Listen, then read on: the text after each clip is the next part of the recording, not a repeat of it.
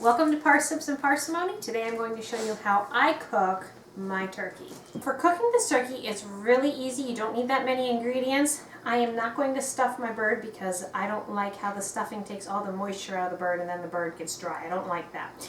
So what you need for this is a half an onion, 1 celery stick, and 1 carrot, and you're just going to have them in big chunks. So we're going to put that inside the bird while it cooks. A half a stick of butter.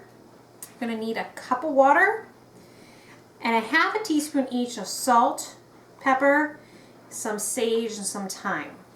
So the first thing we're going to start out with is your turkey.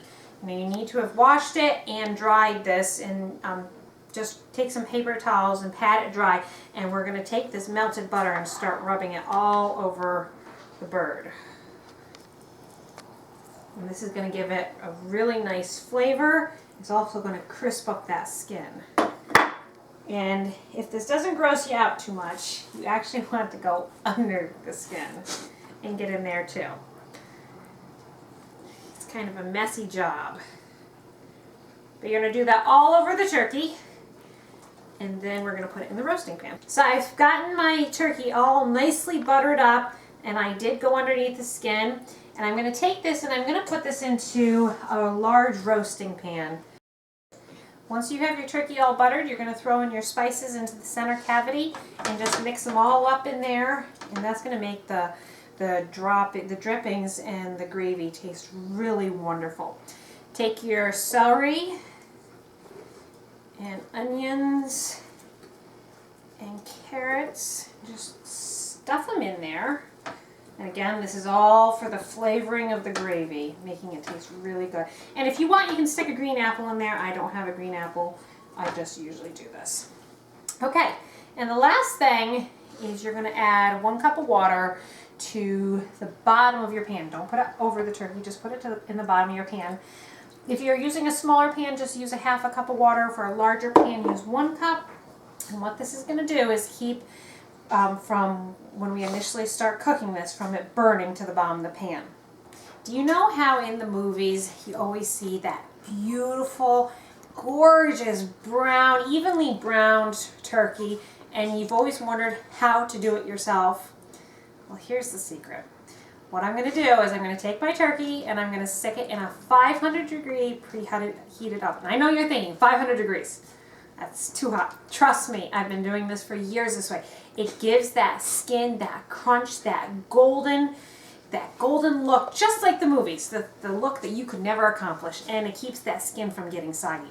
So I'm going to stick this in the oven for a half hour at 500 degrees, and then I'm going to turn it down to 325 and let it finish cooking at that temperature. So it's not the whole cooking time is 500, just for the first half hour zapping. Cook the little bird. Time it for 30 minutes. Here we go. Now, because of the high temperature, don't be surprised if the turkey smokes a little bit. And it's not necessarily the turkey that's smoking. It's going to be the grease and the drippings dripping off into the pan. That's why we put that water in the bottom of the pan, to hopefully prevent most of that smoking. But I can tell you, as a voice of experience, I have done this before. I throw it in the first thing in the morning on Thanksgiving, and then I run, take a shower. I come out of the shower, and my house is filled with smoke. And no, the turkey wasn't on fire. It was dripping, the grease was dripping down into the pan and getting very brown. Now it's not burnt. That's all flavor for the dripping, so we're not going to worry about that. But don't be surprised if it smokes a little bit. Don't panic. Just let it cook for those first 30 minutes, and then we'll turn it down. Oh, my turkey's on fire! All right, 30 minutes is up, and now we're going to turn the oven down to 325. And this will take probably 3 hours to 3.5 hours, depending on how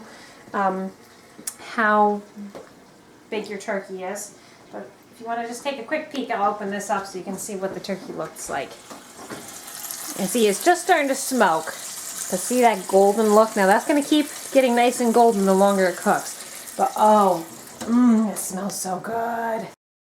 It's been 3 hours, and I'm going to check the internal temperature of my turkey, and I'm looking for 160, and then I'm going to pull it out. You really want an internal temperature of 165, but the turkey's going to keep cooking after you pull it out. So I shoot for 160, and let's see how we're doing. Looks done to me. And I'm always gonna go for like the thigh down here. And this is usually down here in the turkey is usually the coldest section of the bird. So that's why I'm taking the temperature there and not up here in the breast, because I already know the breast is up to 165. There's 160. Looks like the turkey's done. So I'm gonna go ahead and pull him out and let him start to rest. Look at that gorgeous color. That's the color I was telling you about, and that's why you want to cook it at 500 degrees those first 30 minutes.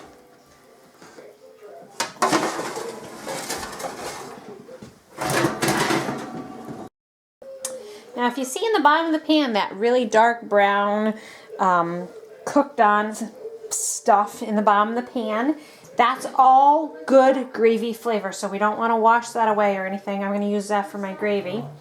But for now, we're just going to leave Mr. Turkey here for about 30 minutes to rest, and then I'm going to start carving it. So this is how I make my turkey. I'm going to carve this up, and I'm going to serve it for dinner. Thank you for watching. You can find videos like this and more on my YouTube channel, Parsnips and Parsimony. And you can find the recipe for this on my website, www.parsnipsandparsimony.com. And if you've liked this video, please give it a thumbs up. Happy Thanksgiving, and thanks for watching. Look how juicy that turkey is. It's just dripping right out of the white meat. Oh, this is going to taste so good.